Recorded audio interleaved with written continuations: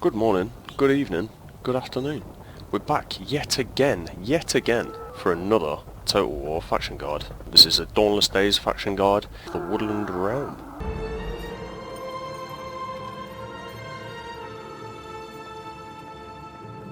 This is one that I've wanted to do purely because the faction style is a little bit different to the other ones that we've covered.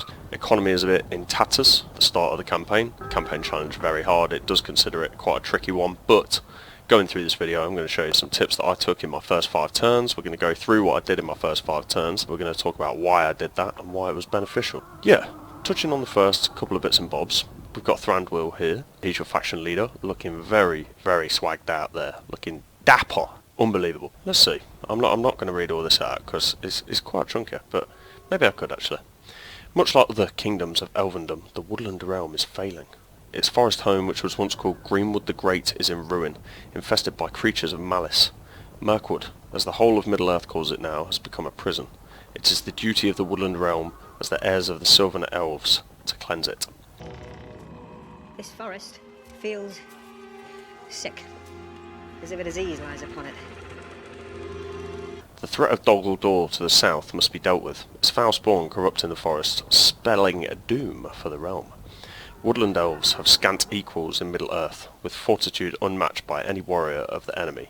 Such soldiers, however, are costly and invaluable, as elves continue to make their exodus to the west. Every elf lost in battle is a severe detriment to the woodland host. Fielding armies bearing the standards of the woodland realm will not be easy. Elven knowledge of artisanship and agriculture will not alone be sufficient to create a profitable economy. The trade routes through the forest must be protected. But for now, here in the Sylvan dwellings, the woodland realm endures. King Thranduil's priorities dictate that the borders be protected and that new land be conquered to settle the people and begin the healing of Mirkwood. Only then will the woodland host be able to show its might to the enemies that threaten the forest and its allies from all sides. So yeah, that kind of gives you a little bit of a summary. It's in a bit of a pickle, but it's going to be a great reconquering. It's going to be a great campaign for you guys to embark on and restore the glory of the Woodland realm to Middle-earth. The race trait we've got here is firstborn children of Ilúvatar. Eldest and noblest to walk ardour, immortal in life and fairest of all. So they're the little boosts it gives you for that. Some campaign movement range, plus 30 for all armies is absolutely fantastic. All characters in all provinces and plus 10 on the research rate. Brilliant trait to begin with. The faction trait, Guardians of the Woodland Halls. Cleansing of Mirkwood, free the Great Forest from the power of shadow, so we'll touch on that a little bit later. That's one of the first missions that we'll get, or the mission of cleansing Mirkwood. You get a little percent bar across the top, it's pretty neat.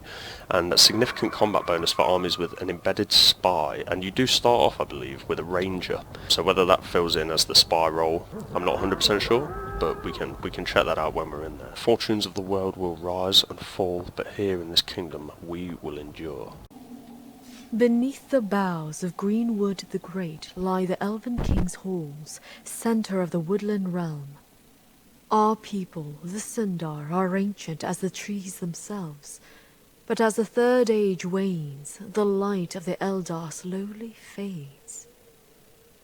Mirroring our own fortunes, the forest's health has dwindled. Mirkwood they call our home now, and aptly so. A shadow festers within its heart, a sickness that chokes the light and gives birth to creatures of darkness.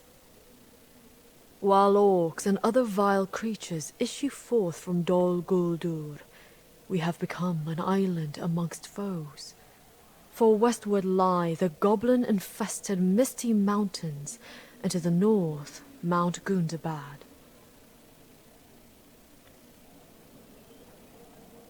Meanwhile, the divided Easterling clans grow bolder too, and may even dare to raid within our forest, as Dale cannot protect all its borders. Yet we stand not alone. Our kin in Lothlorien, the Galadriel, share our burden and our watch. To the west, the scattered folk of the Anduin Vale will not fall without a fight, and the valiant men of Dale and the steadfast dwarves of Erebor still defend their heartlands.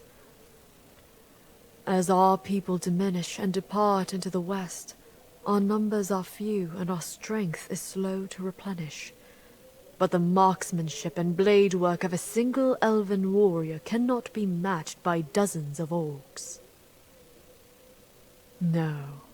Before the age of elves comes to an end, we will cleanse our forest tree by tree until its true health is restored, and Aaron Lasgalen stands anew.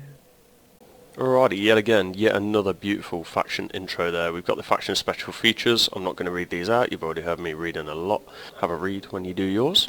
So what I am going to do, this is the start in turn 1. Kind of how everything looks for your faction. We're going to jump on over to my turn 5 save or turn 6 save, and I'm going to go through what I did each turn and why I did it, evaluate how the faction looks then. So I will guard our people. okay, so as we can see, the map's looking a little bit different. I did go ahead and get military alliances or defensive alliances with both Dale and Erebor, so we're able to see a little bits there. Income is looking about 200 more than it was on turn 1. That is a small understatement given the fact that we've added a lot of quite pricey troops into this army here with Legolas, and we've upgraded a couple of these buildings here. But enough about summarising. I'm going to go ahead and do you a little turn by turn breakdown of what I did on each turn to get to this position that I'm in now.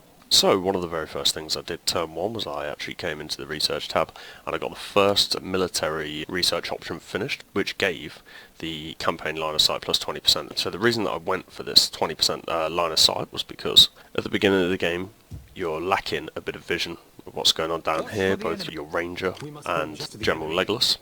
The second thing I did was I brought Malgalad, the ranger, well within the realms of Thorolent, and I deployed him to use the disruption, so it reduces food production and replenishment in the target province. So as we can see, Thorolent is already struggling for food, so using that disrupt will generally start to affect the control through the fact of the province is lacking in food.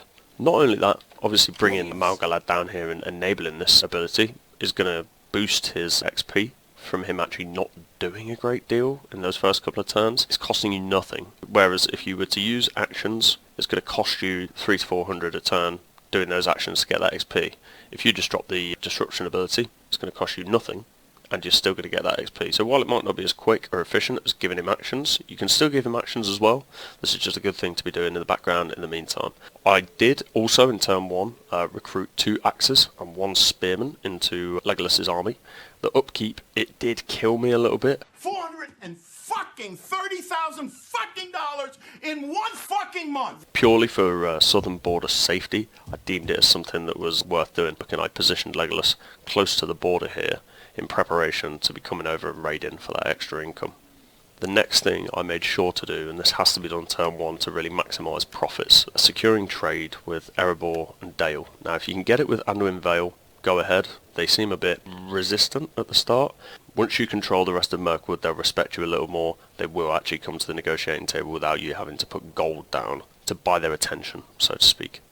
Throughout the rest of the turns, obviously we do work on some other treaties like military access, defensive alliances, and working our way up to military alliances with both Erebor, Dale, and hopefully the Anduin Vale stronger together.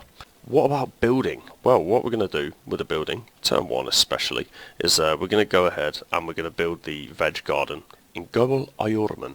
It's more money, which is essential, especially if you're going to go ahead and recruit some troops to station on the southern border in Legolas's army. And it also helps because the fertility isn't fantastic, it's good. Taking that extra money and the food, as the Elven King's halls, as you can see even in turn 5, are still struggling a little bit for food. If we take the vegetable garden turn 1, it puts a little building block there to solving the food problem and the income problem that you're faced with. Obviously the next thing I did in turn 1 was I plonked Legolas and Romdir in the noble councillor roles. Important to try and get these guys up as much as possible, but as we start to move up in the officers tree, the benefits get more and more considerable, so it's well worth getting these guys in there as soon as possible and getting them working up. Thranduil, we're going to go ahead and make him the governor of the Sylvan Dwellings. He will obviously be a general later on the battlefield.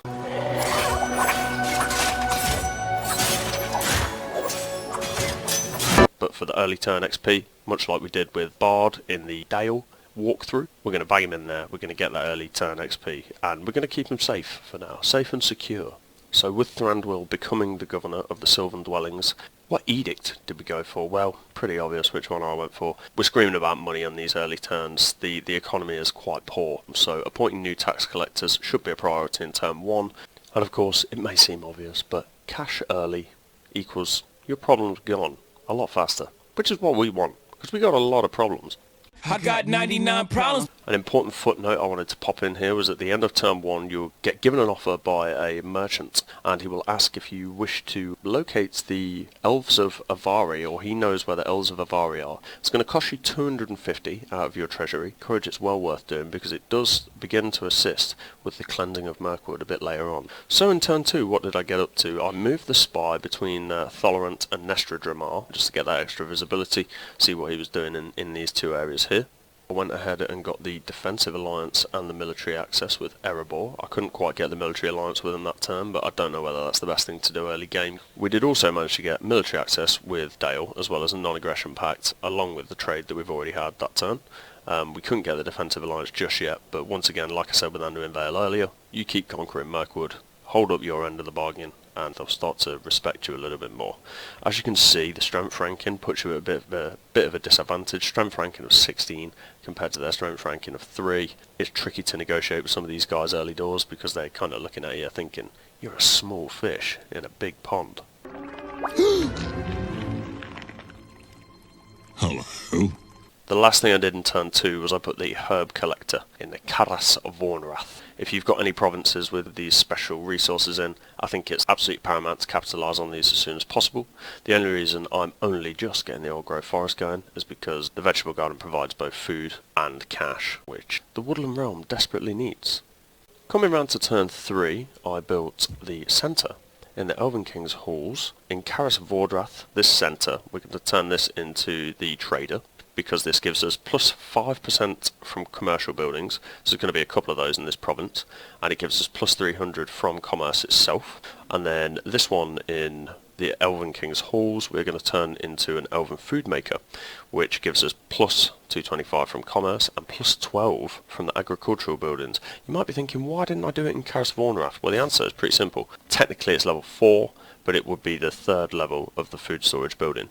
In Karas Vornrath, as you can see, it only goes to level 2.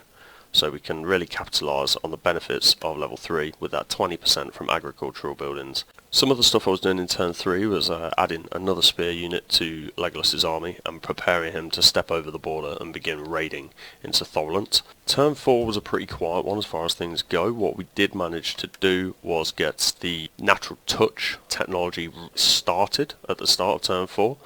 So as you can see, that's almost done. It does give us growth and it allows us to get that elven horse tamer. In addition to the resource bits, I chucked an extra axe and an extra spears into Legolas's army and finally crossed him over the border to begin raiding in Thorland. So coming into turn 5, the first thing I did was I leveled up my ranger unit. I chose the marksman, which gives the assassinate ability. It's completely up to you which one you want to go for. I've heard scout is very good as well. It gives you that observation action plus 50% of spotting enemy agents. Ambush success chance, observation controls, all of that good stuff. Yeah, there's a lot of good ones on here, but personally I chose marksman because it suited what I was trying to do in the campaign, and that's the main thing. Choose the stuff that suits the playing style that you're going to go for. There's all this meta stuff online. Fine, the meta is good if you follow it to a T, but the second you deviate from the meta and you start playing to your own style, the foundation that you've built up might not suit that. Learn what works, and then more importantly, learn what works for you. Obviously in turn 5 I started building the old growth forest in Gobel Iorman, purely for the extra trade resource that that's going to give me. It might improve my odds of securing that trade deal with the Anduin Vale as well. You can see the little boost that it kind of gives me on the side there. Resource production, construction costs faction-wide, province-wide, and wealth from industrial buildings, which I don't have too many of, but they will start to come in down the line. Now what did happen the second I ended my turn on turn 5 after crossing Legolas over into Thorland was the army that was in Thorland, the city itself, came out to attack me. As you can see, I gave them a swift butt kicking and sent them on their way. Do me a favor, please. Get out of here. Get out of here, man. Shit, I'm saying. Which is going to open the door for me to hopefully capture Thorland within the next couple of turns. Another thing that will happen in turn 5, if you've pop Thranduil into that governor's role in turn 1 is he will actually get a level up. So what I went with Faction the leaders first level have a up number of is personality the... traits. Thank you, sir. What I actually went with the first level up is the merchant, because it gives plus 20 food and plus 20 from commercial buildings, and there is a couple of commercial buildings in that province, which I know I'm going to be upgrading, so we know it's going to give an extra 5% wealth on top of everything we're already earning. But, ladies and gents, keeping to the promise of my 5-turn faction guides, I'm going to end this video there. I really hope you've enjoyed. I really hope you've learned a few things watching, maybe only a few things. Yeah, I hope generally this video has been entertaining as well as informative. I hope come stick around. Drop us a like, leave us a comment, anything, good, bad, you know it. Any engagement, as you guys know, will support the channel. It will push it out there. It really gives me that boost. Thank you for all the support. Thank you for all the love. Thank you for all the joy. Yeah, I'm going to see you guys in the next one. I'll speak to you all soon. Take care. Bye-bye.